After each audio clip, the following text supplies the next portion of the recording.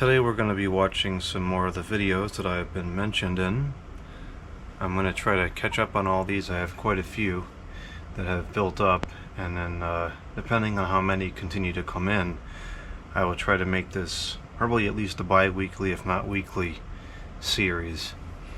So we're not recording on the screen recorder today. I'm just recording here at the computer with the camera pointing at the computer. That's not technically ideal, but I feel like this camera takes a pretty decent picture of the computer screen, and it's a little more cozy this way. Certainly more comfortable for me as opposed to sitting in the computer room with the microphone and headset on for an extended period of time trying to go through these videos. It's very, very cold today, and with the wood stove being on the other side of the house, that room is very cold. So anyways, we're downstairs here in the studio. This is the first time I'm really doing something at this desk, and I quite like it down here. It's very nice. So there's a lot built up in here. A bunch of these are spam, which is disappointing but not surprising. But there's a lot of good ones here. Particularly in the last couple of weeks, there's been some really good ones. So I think that I left off with a video of...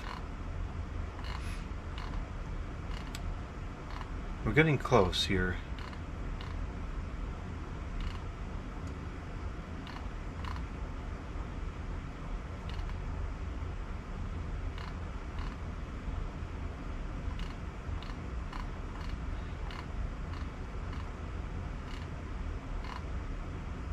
I think I left off with this one. That was in episode number 4. So this will be episode number 5, and we're going to begin with actually I want to write down all the channels that I work with here.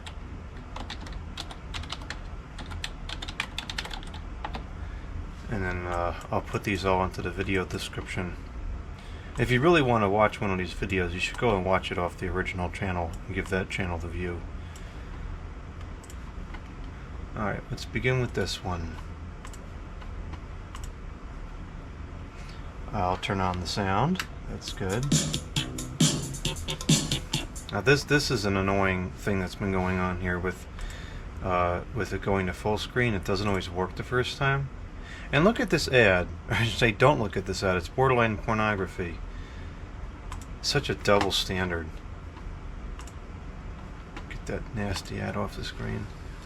Hi everyone, this is a Fetters A1 M10 E2A. This was sort of another impulse buy that I made about a week ago. This is the same exact model as the one that I recently fixed that was in the living room of my childhood home. Except this one is in much better condition because this was hardly ever used. And I'm going to take it apart a little bit later to clean it out, and I'll take some video of that. But Jordan, I think I might be in competition with you. We're going to have to go down to 720. I think this computer... For who has the... What is the screen resolution on this computer? Oh, it's only 1600, so there's no reason to play in 1080p anyways, because it wouldn't fit on the screen. Find of the year, so to speak, because this thing is in absolutely phenomenal condition. Well, actually, I think we're tied because... was this the same year? Yeah, later on in the year, I found one very similar to this. It was under the Montgomery Ward's brand, and it was in equally as good condition. And this is a beautiful machine. Very, very nice. The lady I bought it from said it was used 1-2 seasons tops. And to be quite honest with you, I don't even know if it was used that much. The only problem with it, and I'm really pissed that this happened, was when I was carrying it to the car, and I had the grill taken off at the time. Good. I was carrying it sideways, and my arm grazed the power switch, and I snapped the stem off of the rotary switch. So I have a plan to try to fix that, and if it works, I will film that and post that video as well. Right now, according to this thermometer, it's about Can we get a follow-up on that, Kevin, if you're watching this? Were we able to fix that knob? I don't recall you ever mentioning that to me, so I don't know if it was fixed or not. At 79, 80 degrees, and we'll do an initial checkout and see how this thing works.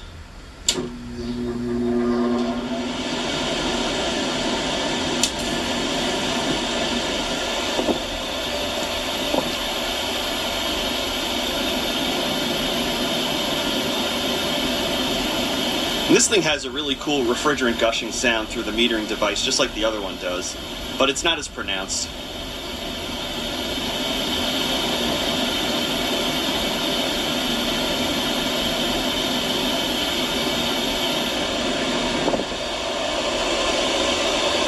Believe it or not, that Rotorex compressor is really damn quiet.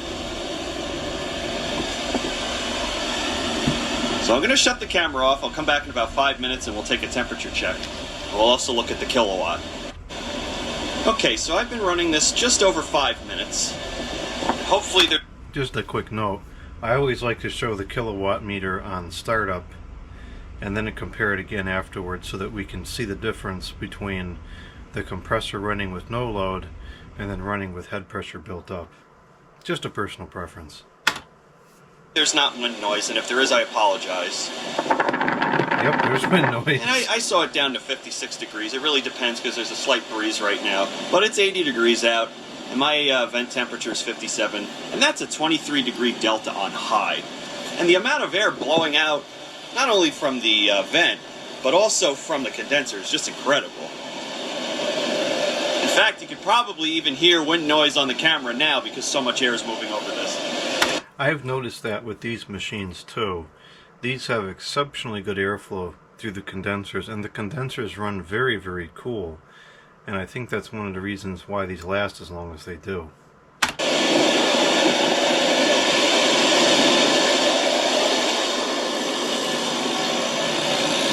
that Rotorex sounds great.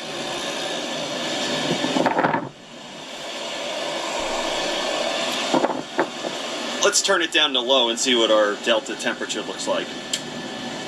Come on. There we go.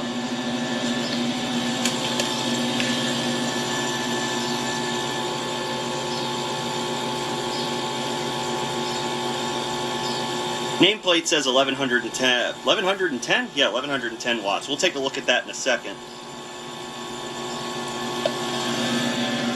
One of the interesting differences between this and the other one that I have, they are both 10,000 BTU. So this is literally the 10,000 BTU version of the one that Jordan just got.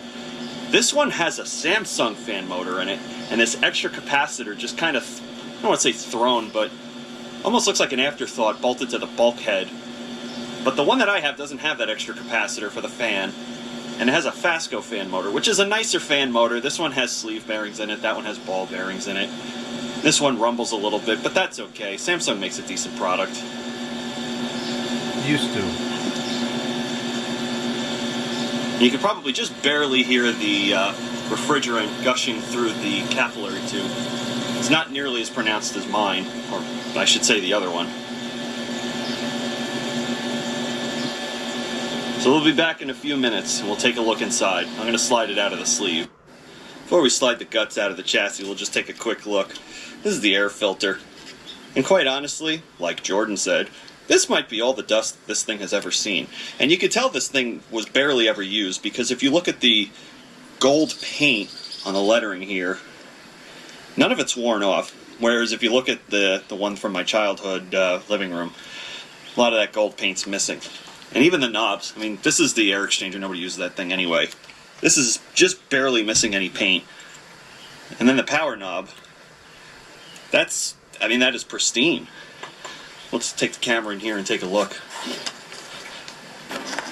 Wow. I mean, there's basically no dust or dirt or anything on the styrofoam or even on the blower wheel.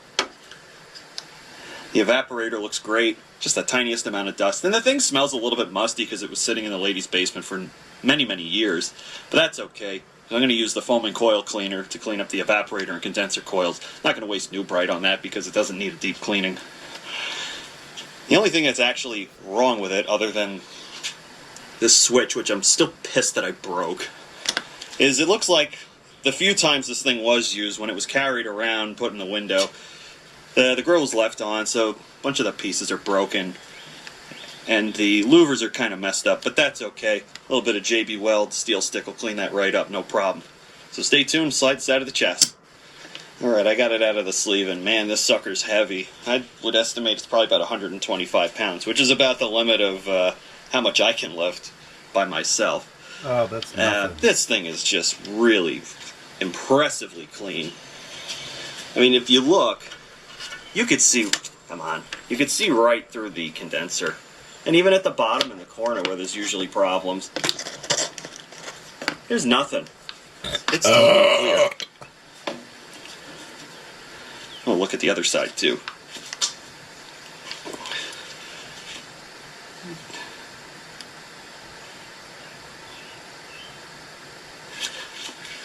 There's a tiny bit of rust in there. But the thing's over 30 years old. What do you want? That's negligible. It never had a drain hole in it. But I'm going to take care of that. I'm going to drill 3 of them. And I bet you that's just cosmetic. That's not even nothing to worry about. So I figure I'll drill a drain hole here, surround this with some RTV to dam up the water. Because the water comes out 2 places. It comes out over here. And you really can't see it because the lighting sucks. I can see it fine. Yeah, there's one channel there.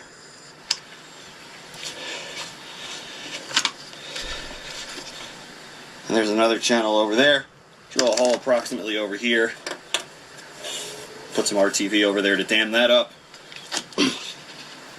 You know, I wonder if it would be worth, at least in my case, going into the evaporator area and damming up one of the sides so that water only comes out on one side.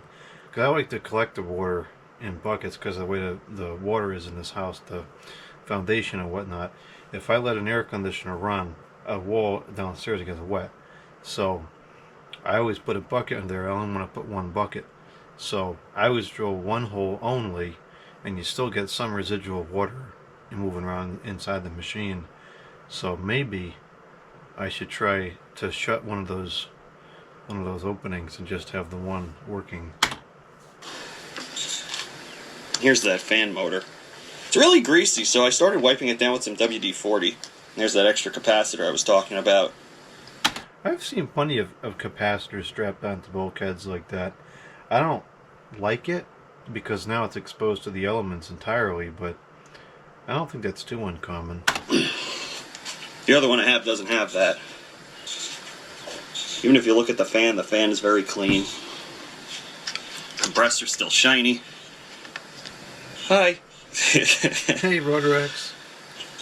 So what I'm going to do is, I think I'm going to take this thing, strip it down to the sealed system so that I can wash it, drill some holes, and do what I got to do.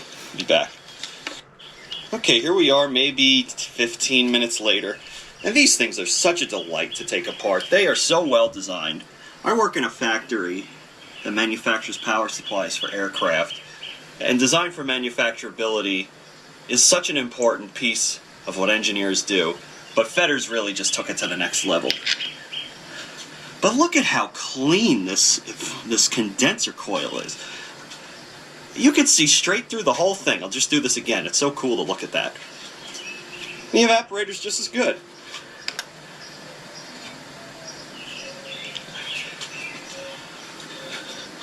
There is 0 corrosion on this entire coil. This thing is going to be so easy to clean, it's not even funny. I know you guys like to look at this, so I'll show you. Look at the plug. No molded plug disease. And here's the bulkhead and the fan and insulation and everything. The fan doesn't look too bad. But because it smells a little musty, I'll probably take this part of it apart, wash it with some bleach, so it smells nice and fresh and clean. Okay, this is about an hour and a half, 2 hours later. Oh, shut up. I Clean the coils. I did use New Bright on the condenser just because there was some old dirt on there. And it just cleaned up shockingly well. I mean, you can see straight through the whole thing. And I just used the foaming coil in a can for the condenser. That's great. And this is what the base pan looks like just from washing it with soap and water. The blue tape is just marking off where I'm going to put some clear RTV, just to dam up the water so that the water's sort of forced into the drain hole and avoids these rails at the end of the condenser. And that's a Jordan trick. Thank you, Jordan, for everything that you do. You never cease to amaze me with your clever ideas and troubleshooting ability. Yeah, you can see straight through the evaporator. Condenser cleaned up. I think that we should start painting these things, particularly around where it goes into the coils, because that almost always seems to be where it fails, because the rust, it deteriorates the metal to the point where it gets sharp, and then the vibration starts to wear through the copper. And you can fix that, but I feel like painting it would stop a lot of that, especially on the evaporator where it constantly gets wet during operation. Compressor cleaned up really nice too. Drilled 3 drain holes. And then after I drilled them, just surrounded the areas with some Rust-Oleum oil-based paint. I'll be back a little later. Okay, here we are a number of hours later. Finished washing everything, and look at how nice and clean that blower wheel is. That's excellent. I managed to fix the switch. There's a caveat. You can turn it to the right, and it works. But if you turn it to the left, the 2 pieces try to break apart from each other. What I went ahead and did was I took a drill press and using a number 50 drill bit, drilled a hole through the 2 pieces, and I super glued them together first to try to hold them in place. And then I tapped a 256 thread between the 2 pieces and I put a screw in there. That's brilliant. I did not think of that. And that's why it's so important when you have a project that's complicated like that, you know, a non-standard repair, to put a couple mines through it before you do anything, because you never know what a different mine will come up with. And before I put the screw in there, before I joined the 2 pieces back together after the drill press broke them apart, what I did was I put a piece of heat shrink tubing over them to try to hold them together, and I super glued them together. And it kind of sort of worked a little bit, but it wasn't really that great. So I put some epoxy on the threads of that 256 screw, tightened it up real good, put it into the toaster for about an hour, because I use Scotchweld 2216, and that's what I used to put it back together. So in a few minutes, next shot you'll see is this thing put all back together. Beautiful. Okay, this is a couple days later. Finally have a nice day to try to run this thing. I installed it in the window. This is the sleeve for the other one that I have, which was extensively modified so that it could be converted from wall use for window use. And I think I'll show that maybe another time. So right now it looks like, I'll just zoom in, about 80 degrees out, it's about 78 degrees up here. And we'll start this thing up and see how we do. The fan sounds kind of crappy when you start it up. I'm thinking maybe the capacitor is getting kind of weak. That sounds like bearings to me. I think that needs a full tear down and rework of the bearings.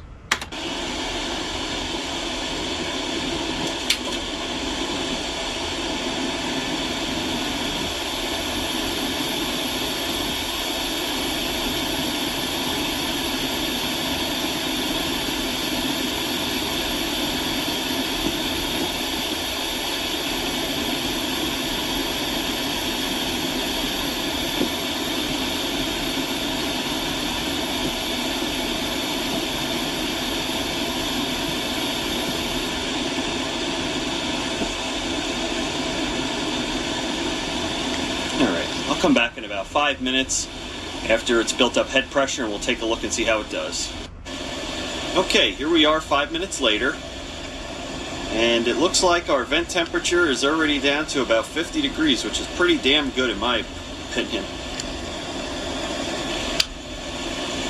I'd say the room temperature is probably maybe about 75, so getting a 23, 24 degree delta. That's pretty good. And this is on the south side wall of the house, so it sits in the sun all day. Fan sounds kind of crappy on low. The bearings are totally free. It doesn't mean that they're not... I don't know, that hum kind of... The bearings can still be free and just be very dry.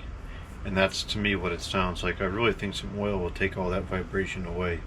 Suggests that there might be something wrong with the run cap, so I might have to take a look at that. Look at the bearings.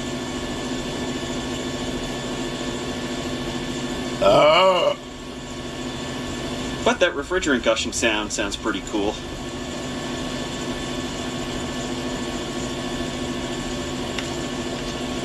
Alright. I'm going to head outside and we'll take a look at it from outside.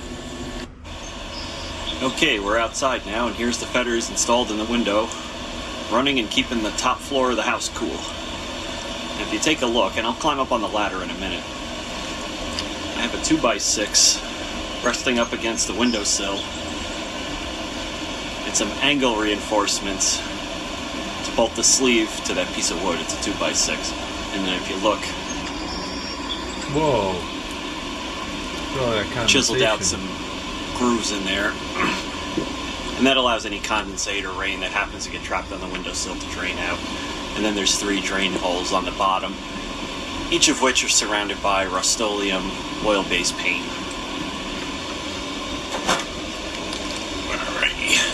That is a clean install. I like that.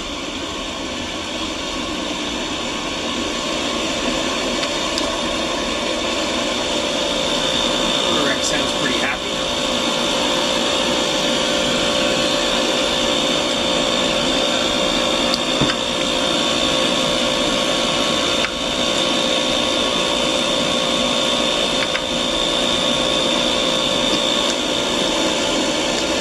Got some mesh on either side of it because the birds were trying to build a nest under the freaking thing.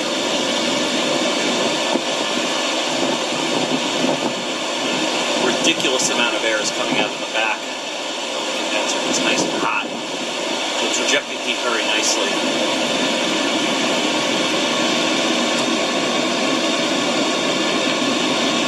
We got a good amount of water coming out of that drain hole every once in a while. Of course, now it's going to make a liar out of me. There we go. Each one of these holes on either side, not the one in the middle, is surrounded by some clear RTV. And that prevents the water from making it all the way back to the condenser coil.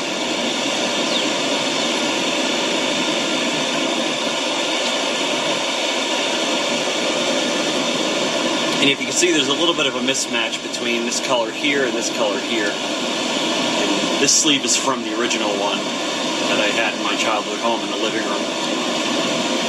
And it had a bunch of surface rust on it, and it really wasn't in the greatest of shape, and the paint was getting really chalky.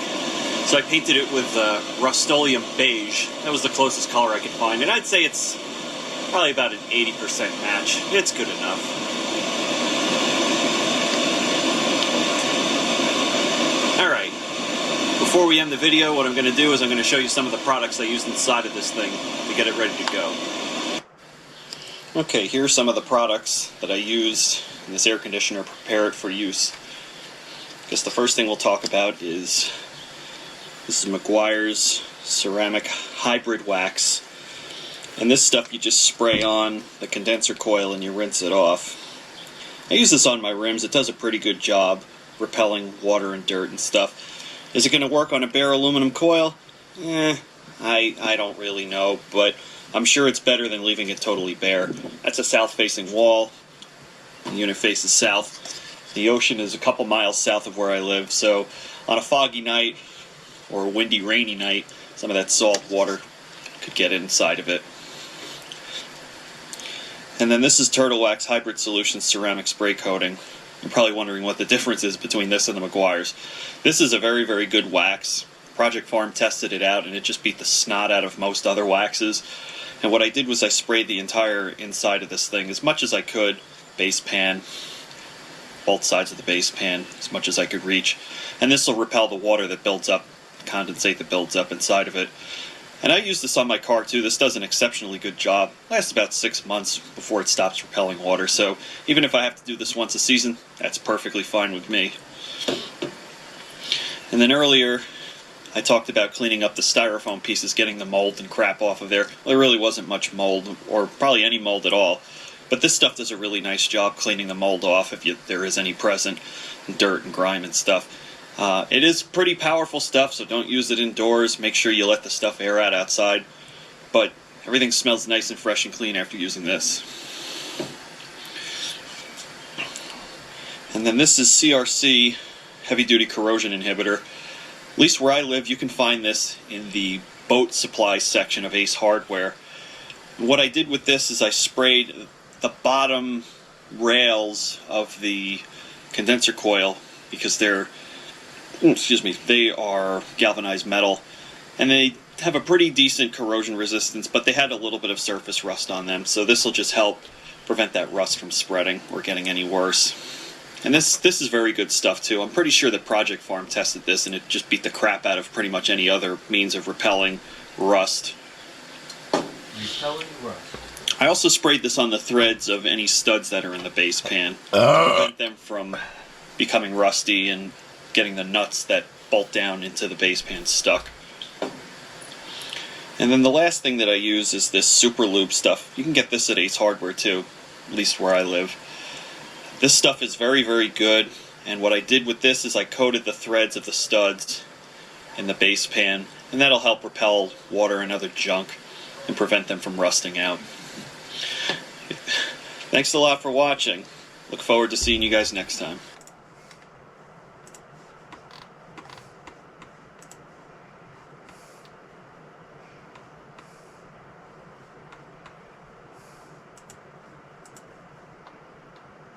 I got shouted out here in the comments box.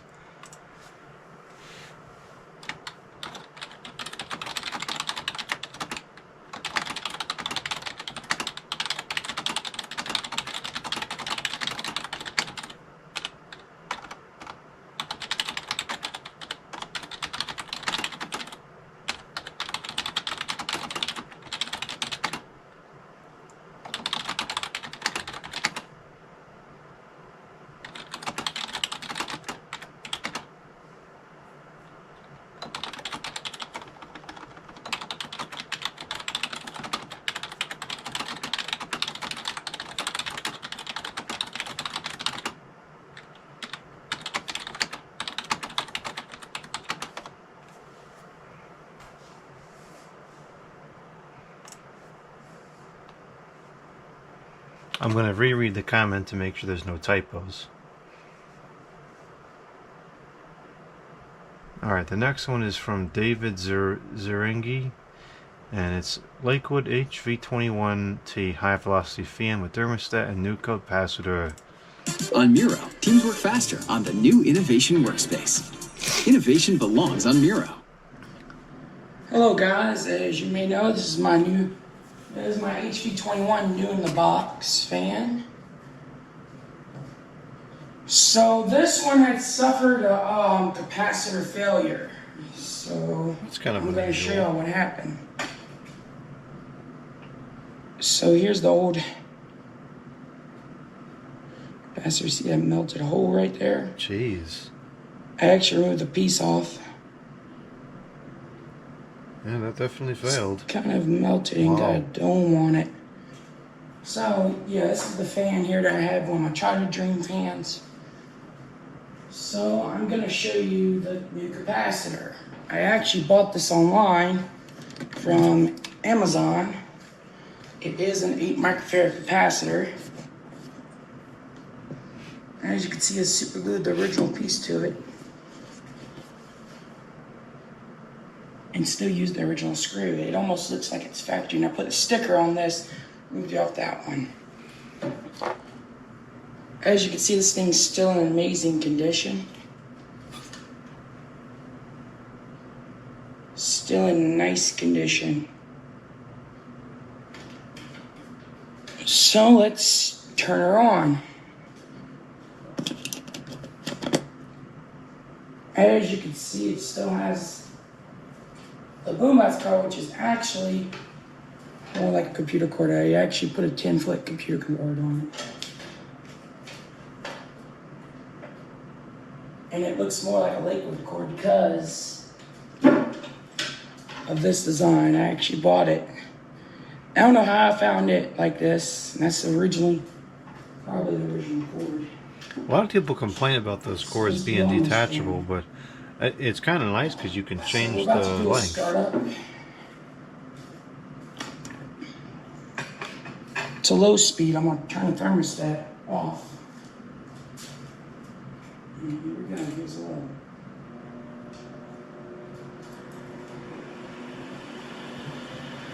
Sounds good for what it is.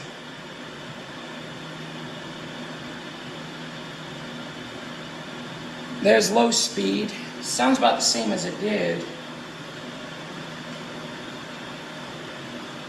Does move a lot of air. Okay.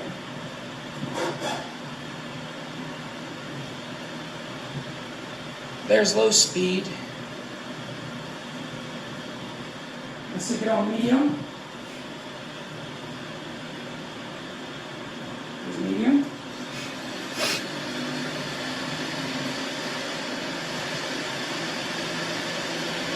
Get in front of it for the airflow.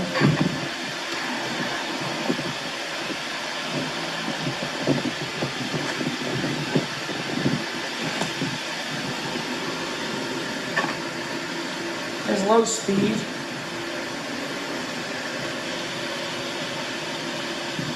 Now for high.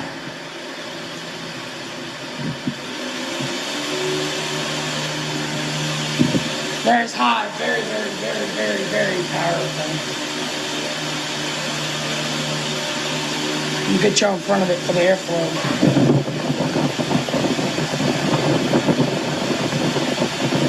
Very quite strong. And this one has 0 rust. And this fan, like I said, has 0 rust on it. It has very low hours. The capacitor failed. It's unfortunately the capacitor failed early, so I went online and found an 8 microfarad capacitor that matched this, and now it works about the same. It works a lot better. I heard a terrible noise whenever I was running it on full power one day. It started slowing. I'm going, ew. Not a good sound. And I knew, and I saw the capacitor smoking. I took it out and I saw the capacitor, how it had a big dome on it. I went and showed the video, and it actually started smoking. So, luckily it didn't catch on fire or anything. But yeah.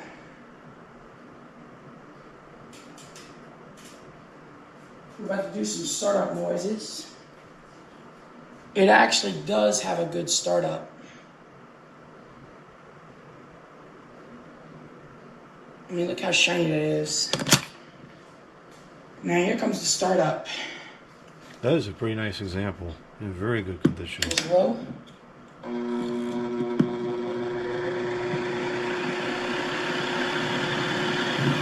There's low. Medium.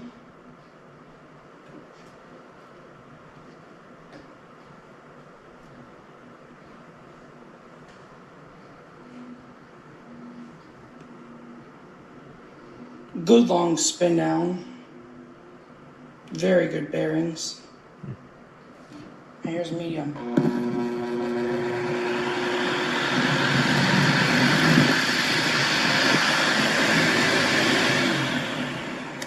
High. Let's spin down first. Those blades have a very annoying whirring sound. It takes a while to coast down. I've It's noticed got that good on mine as bearings. well. There's got to be like imperfections on the tips of the blades or something, maybe.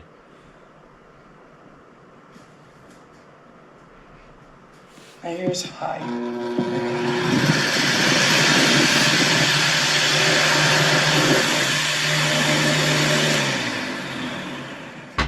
Oh yeah. Very, very, very powerful.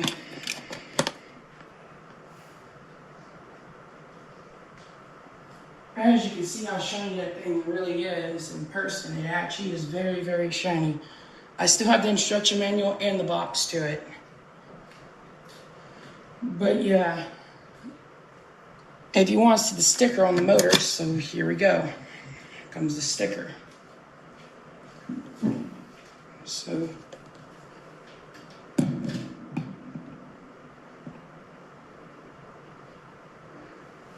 Lakewood Engineering Manufacturing, model HV21T, 20 volts, 8 microfarad capacitor.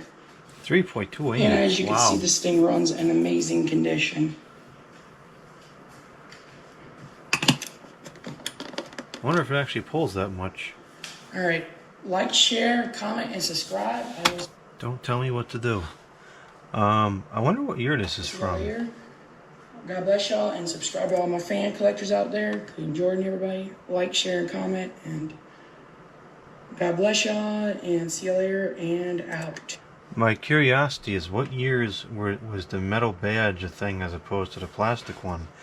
I would assume that the metal one came before the plastic one.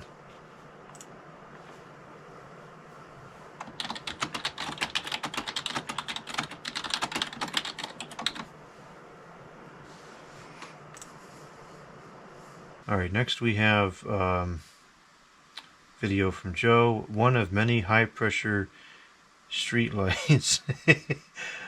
Okay, high pressure street lights, here we come.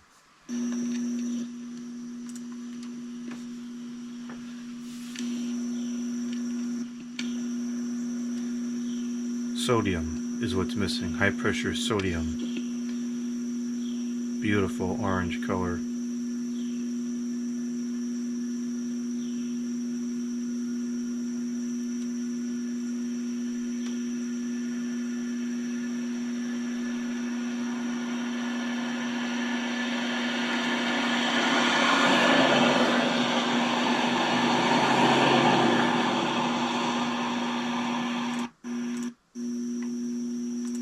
Look at beautiful optics on there.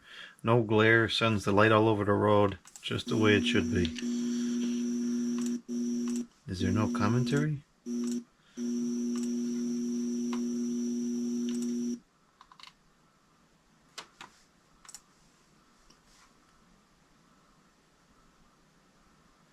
Yeah, I'm surprised that that's still around too. Around here, these are all gone.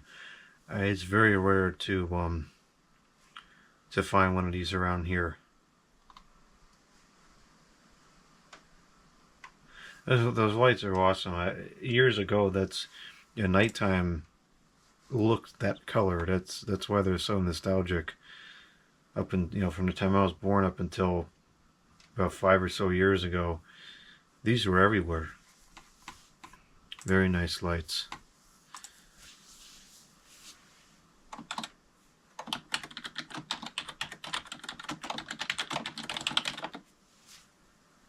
Alright, next we have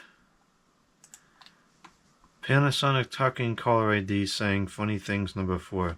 Read description. You should always read the description. That's very important. Call from A.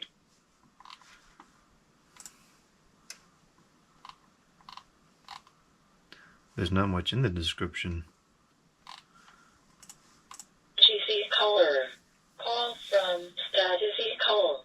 Call from International CA. Call from E5960C Smiley. Call from Cheese Jazzy. Call from Jazzy Cheese. Call from G6. Call from GE6. Call from GE is terrible. Call from doesn't like GE. Call from cheese call. Call from usually but not literally. Call from Ben Toppin. Call from United Identin. Call from United Identin. Call from Food in Trash. Call from Call from that is shoutouts. Call from Jordan U. Aaron Dunn. Jacobs Joy. Erdem KR. Random Collector. Landlin Corner. Classes Electric. Kikos Landlins. Stat Electrics. Honda Silver. Lunas Retrotech. Boothers Train. Call from End of Shoutout. Call from Landlin's Good. Call from AGC Landlin. Call from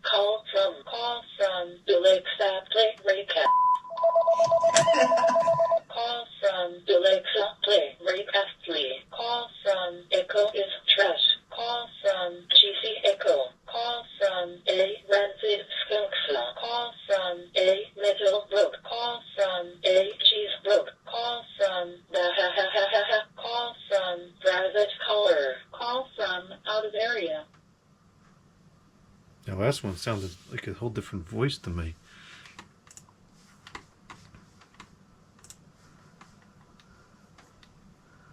Alright, we've got another. Oh, I put him in here.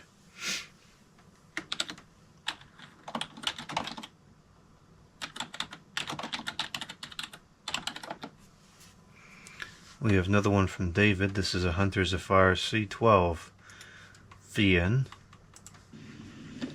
Hello guys, hello my fan collectors, this is David here. As you can see here, I got a Zephair fan. So, this is a 12-inch Hunter Zephair from the 1940s. It's in black. These are pretty iconic. This fan is actually pretty cool. I mean, I have a 16-inch, but I've got 12-inch at an antique store. See, there it is. Here's the back of it. The information's kind of gone on it, but it is a C12 or something like that. Whenever we plugged it in, we're about to test it. So here's low.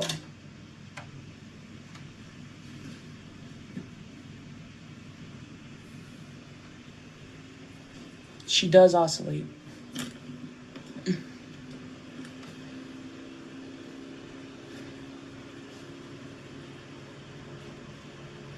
I can feel the wind from it. This one's actually well balanced compared to the other one. It sounds like it's running pretty fast. There's medium. Now there's low. Now here comes medium. Medium. Let's test out the oscillation. I will show you it works quite smoothly.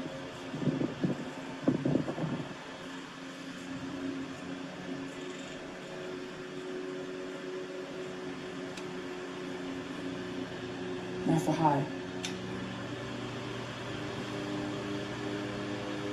Moving a massive amount of air.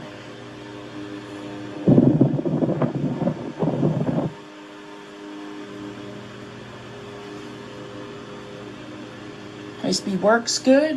Here's spin down.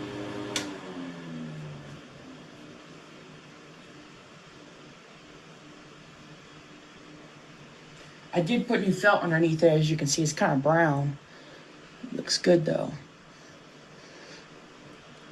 I also put new felt on it and fixed everything on it. Relocated the switch because they did it wrong, so I relocated the switch and got it working again. Nice long spin down. Okay, let's do the startup noise. Okay, here's a low.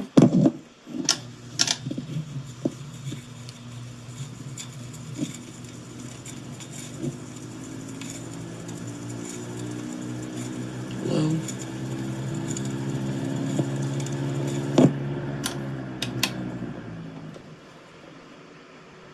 That lead wire's not looking too good there. I would have replaced that lead wire if it's the original one.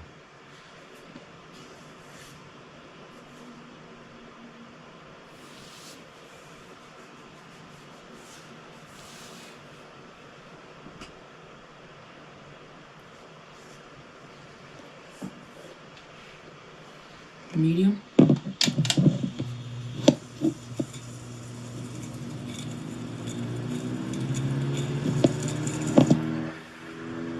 Medium.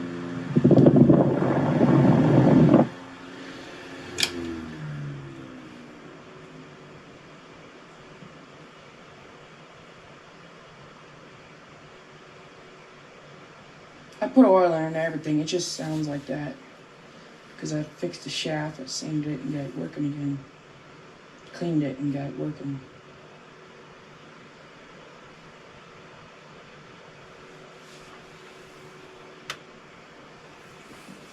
Here's high.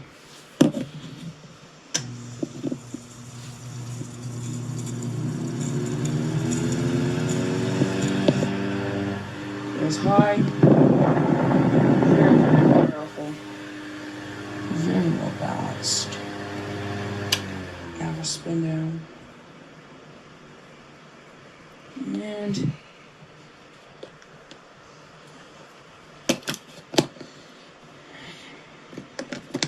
like, share, and comment, and subscribe. I will see you later.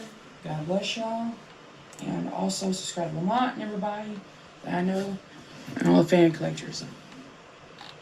God bless y'all, and out. Classic Lamont closing. Okay, next we have Shepherd Wolf says, these are incandescent light bulbs purchased as of August 1st, 2023. So this is not a video, I guess it's just a picture.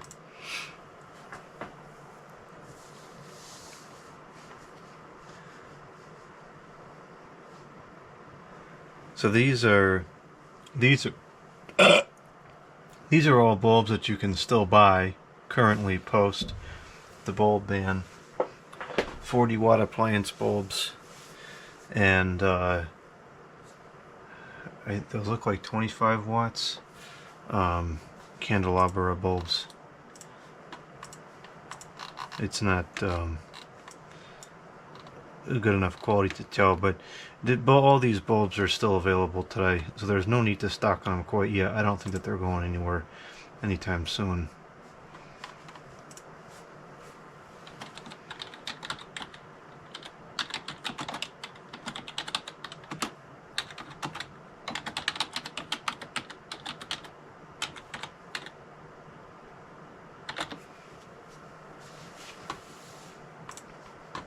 I bought those appliance bulbs. I use them in my lights,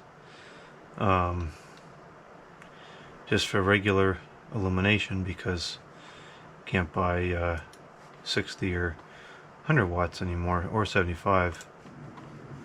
Oh, this is really blurry. Hey guys, I got two. Alright, hey guys, I got two fans here. This is Lakewood versus Patton today. This is an interesting comparison. The HV21 on the left, and the Patton 1989 on the right. The Lakewood's probably from around 2003. So, I bet it's older than that. Here we go. We're gonna start with the Patton. Here's the sides of it. Here's the back of it. And this one actually has, this is a comparable to the Lakewood, because it's just as powerful. This has actually got a Samsung motor on it.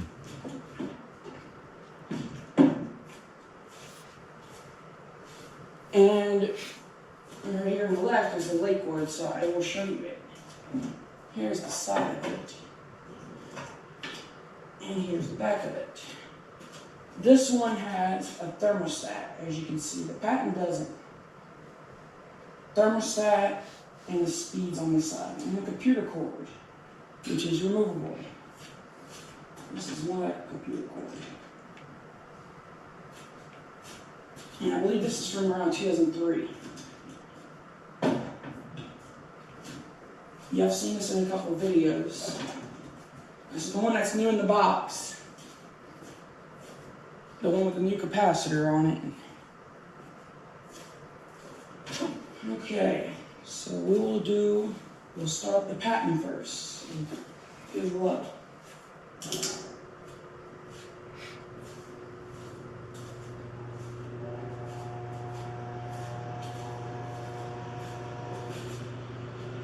Switch vibrates.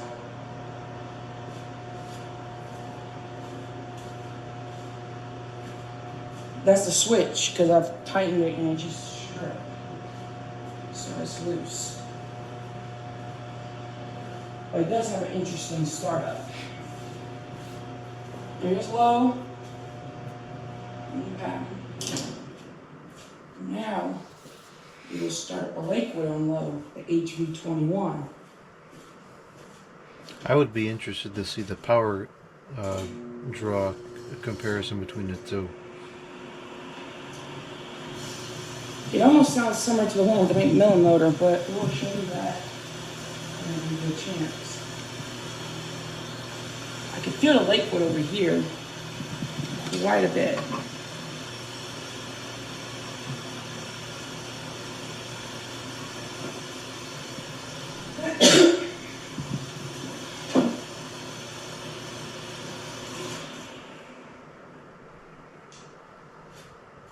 Okay, now we're going to do the pattern on medium. They both got the same amount of airflow.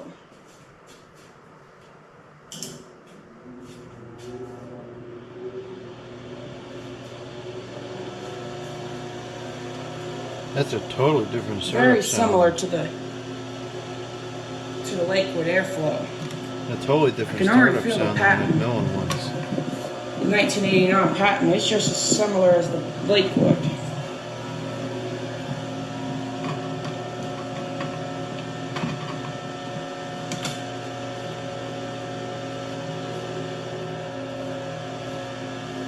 Okay.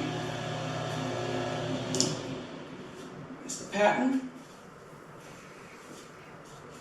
Now we'll start with the Lakewood. Now we'll start the Lakewood on medium. Here's that. Alright, here's medium.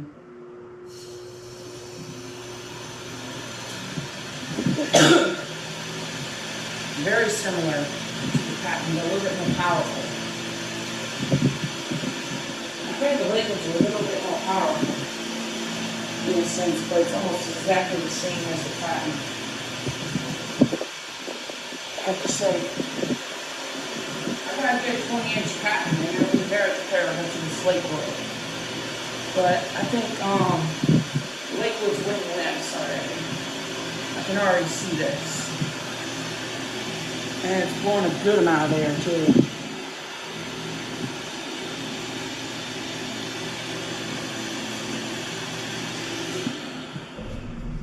Alright. Now we're going to do the pattern on high. So here we go. Here's high.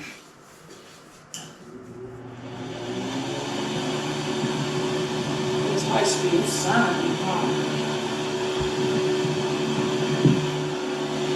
Very, very powerful.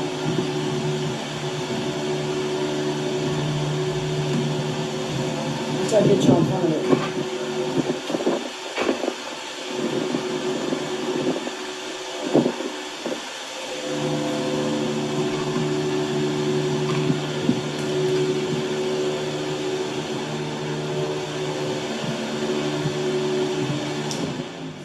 Now, we do high on the Lakewood HV21. So here we go, here's high.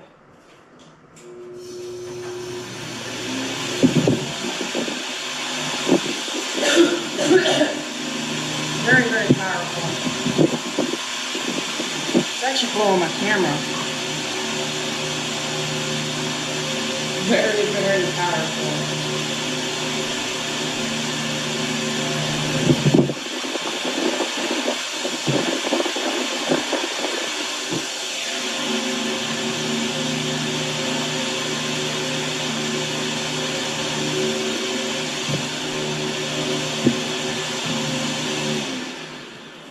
Very, very similar to the pattern on high.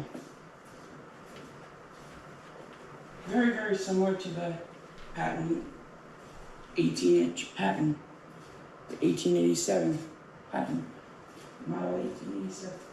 Very similar to the HV21T. So the Lakewood is far more powerful. The HV21s is just far more powerful, but very similar to the pattern. Very, very, very close. So I would say this is really close. But the Lakewood has a little bit more because it has a little bit more airflow. It's a little bit bigger.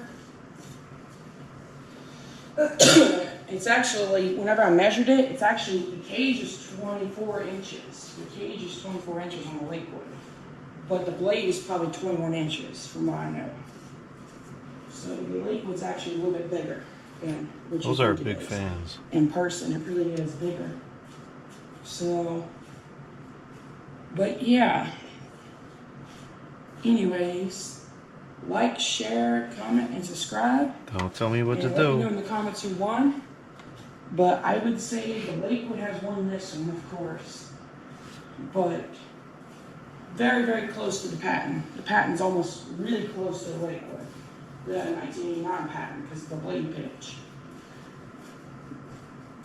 And the good Samsung motors. But, you know, like, share, and comment, subscribe. Go subscribe to Jordan, me, and Lamont, and Carson, and Lewis, and everybody I know.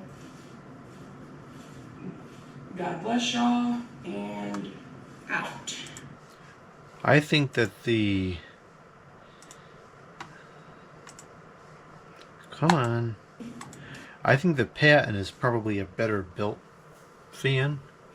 I feel like those Lakewood motors on these larger models were a bit over pushed. Maybe the capacitance was too high. I don't know what they seem to run very hot. Had a little too much power going through them, and they didn't seem to last as long as the patents did. The patents, they seem to fail only because the bearings were locking up. But those Lakewood 21s were extremely powerful fans. Very surprising velocity for such a big unit. Alright, next we have a video called The Last of the Light Bulbs.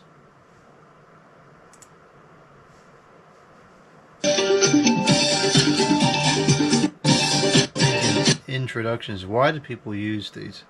They're just not necessary. I'm going to skip past it because it's the same thing over and over again. A 4x3 video. Hello everybody. Today is, let's see here, Thursday, yes, that clearly says Thursday, August 6, 2020,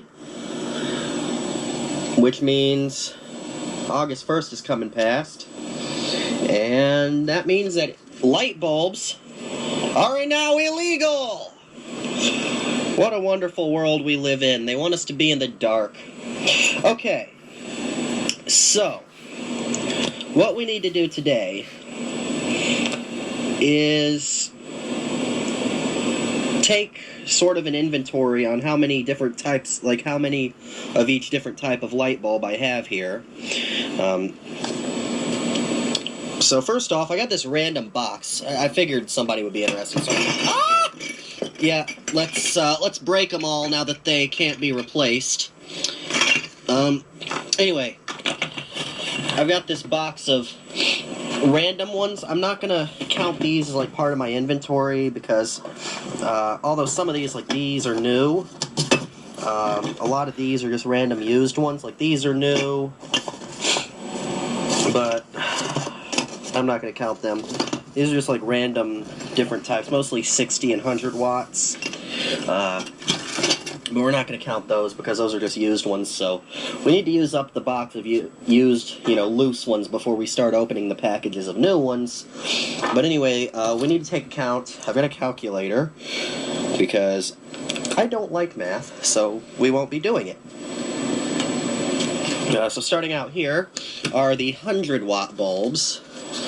We've got a case of General Electric, and I actually had two of these, but I used one of them up. I think I gave one of them to my uncle. It doesn't matter. Anyway, here's a case of General Electric soft white 100. Of course, these are halogens, so they are technically 72 watts, but they're still 100-watt equivalent. Just as and a good lot of as people far like as to I'm go, concerned. oh, but halogen, da-da-da-da-da-da. Well, okay, so I get why. Well, I get why. I'm one of the people who hate LED lights. Personally, fluorescent lights don't bother me, at least if they're magnetic ballast. A lot of people hate those. I don't see why people hate those, but I get why people hate LEDs. I'm one of them. And while I personally do love a good old standard incandescent light bulb, which is just a filament in a vacuum, like a true 60-watt light bulb, these halogens are incandescent. Halogen is a type of incandescent light bulb. The only difference is instead of the filament being in a complete like vacuum, it has a halogen gas in there, which allows the filament to burn hotter, so that it can use less power and be brighter. And that's perfectly fine. They also last longer, generally, than the standard incandescent ones, because somehow the halogen gas, and I don't completely understand, but mostly because I haven't researched, the halogen gas,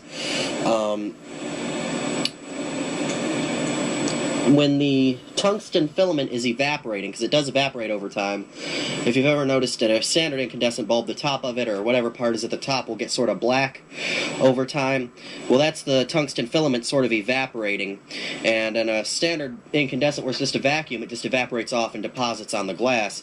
But the halogen gas somehow makes it deposit itself back on the filament, so they do, in theory, last longer.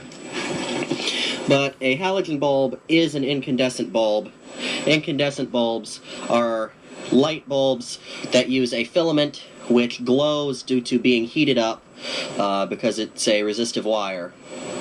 That's all it is. So, it has the same properties. Those are some of the best computers ever made. This is an incandescent bulb, meaning it actually works properly, it gets warm, and dimming it is a good experience. Anyway, with that out, General Electric pack of them, and I got a pack of... I might have had to cut that previous segment out if it gets a copyright claim. It was just some bizarre, kind of psychotic cartoon clip. At least it was in 4:3 aspect ratio.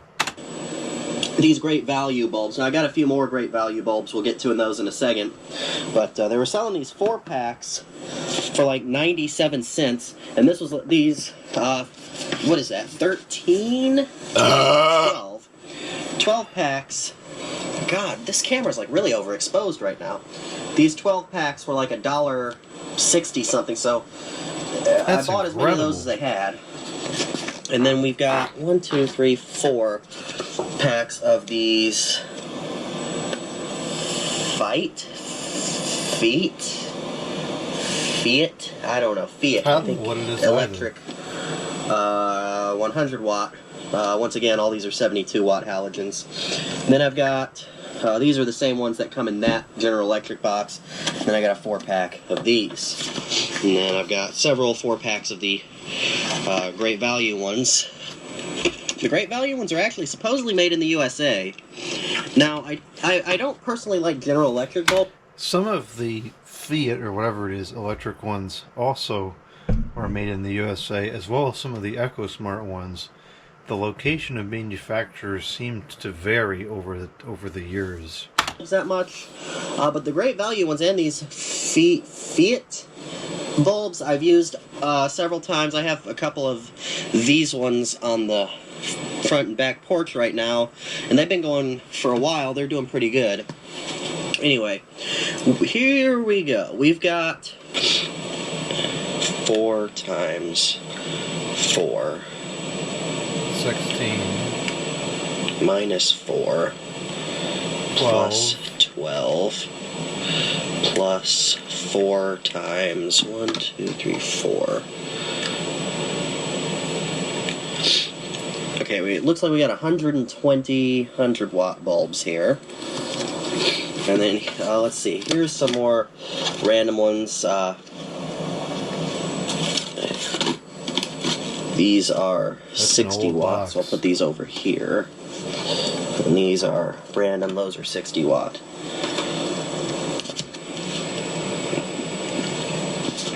We've got 1, 2, 3, 4, 5, 6 of those. So 6 times 4. 24 of these other Fiat electric double life chandelier bulbs that say that you can only use them face down.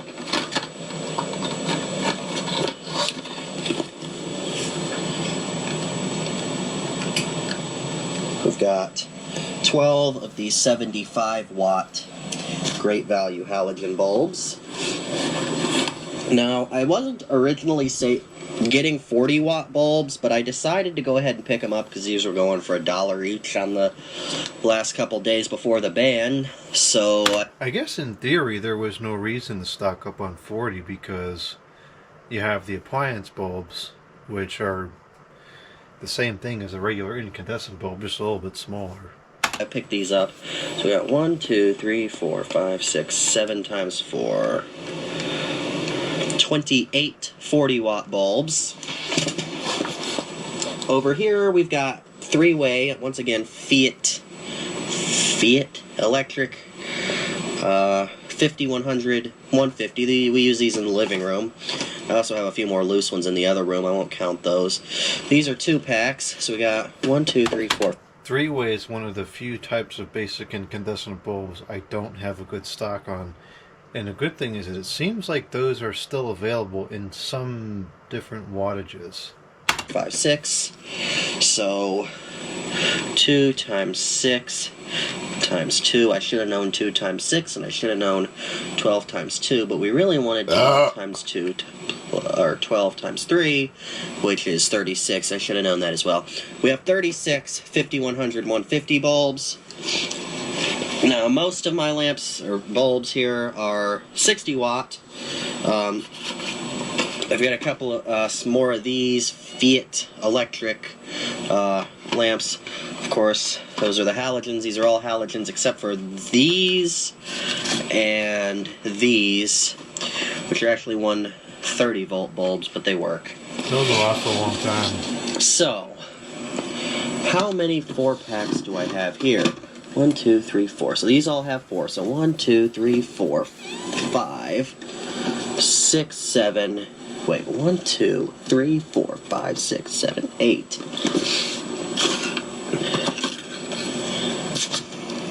So let's do 8 times 4. So 32, 33, 34, 35, 36, 37, 38, 39, 40, 41. So 41 times 4. That's 164, plus 16 times 2, plus 16 times 2, that's 196. I didn't count these, so 1, 2, 3, 4, 5. I'll count that as a 4-pack. Plus 5 times 4.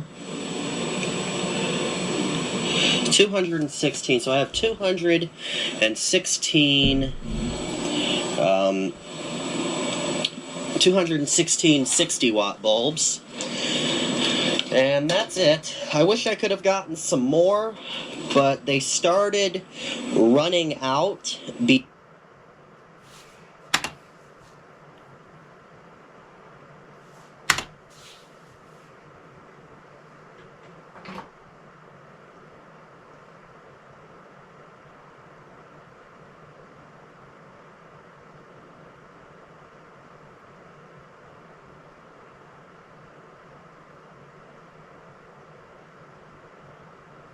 Is it still playing?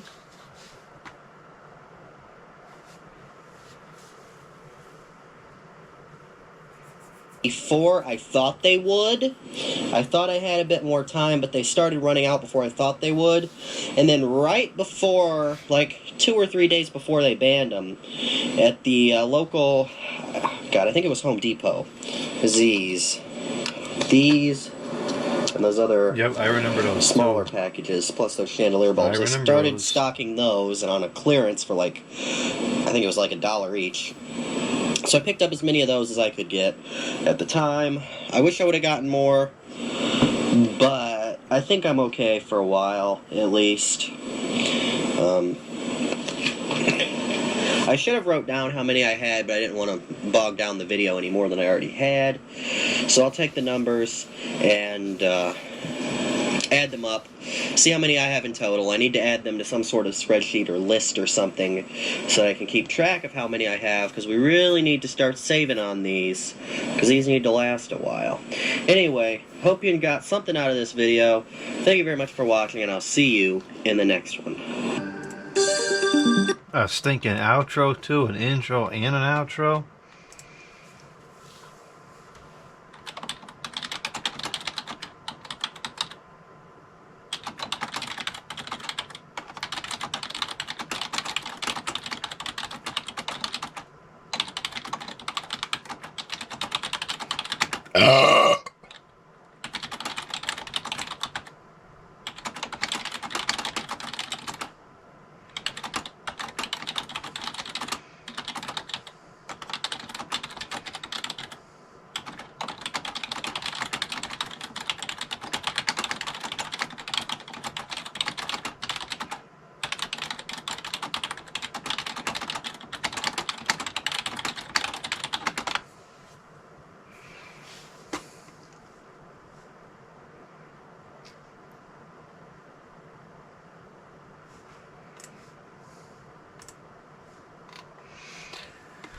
Okay, the description says, because the government thought it was a good idea to outlaw the manufacturing and sale of light bulbs, everyone who wanted to continue to use them had stuck up on them.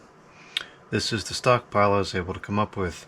I wish that I was able to get more, although it seems that other people had the same idea as I did and bought them all up sooner than I was anticipating. I had the same experience the last couple of days when I noticed that they were going on really steep discounts. I had gone to a couple stores and I found the same thing. They were just about all sold out, which was kind of surprising to me because I didn't think that many people were still using these bulbs and or would want them. Hopefully this text is large enough for you to see on the screen. Okay, although incandescent bulbs are relatively less efficient at producing light in the visible spectrum when compared to LEDs, this only results in increased usage in the summer, and even then it is relatively trivial and vastly offset by the difference in electricity needed to produce incandescent bulbs versus LED, plus they do not require hazardous or exotic materials to produce, resulting in less pollution and foreign independence. In the winter, like basically all devices, incandescent bulbs are nearly 100% efficient because any electricity not converted to visible light ends up heating the home, reducing the electricity needed by the furnace by the exact amount used by the incandescent bulb. Well, that's not a... I wouldn't say it's a like for like, because if you're heating with, let's say, oil or a heat pump, the amount of BTUs that come out per joules used is not going to be the same as, you know, energy used in a light bulb versus energy used through a heat pump or a oil burner or a wood stove, etc. Also, it takes a long time to offset the tiny amount of saved electricity from switching to LEDs, and that I do agree with. Mainly because they never last long enough to save money. And that's true with a lot of modern appliances. Well, this description has deviated from the video, and I think it's just a copy and paste of something. So we're going to skip the rest of that description. Yeah, it looks like that is going to be a copyright thing. So I'll just cut that part out. We don't need that part. Okay, let me add this here.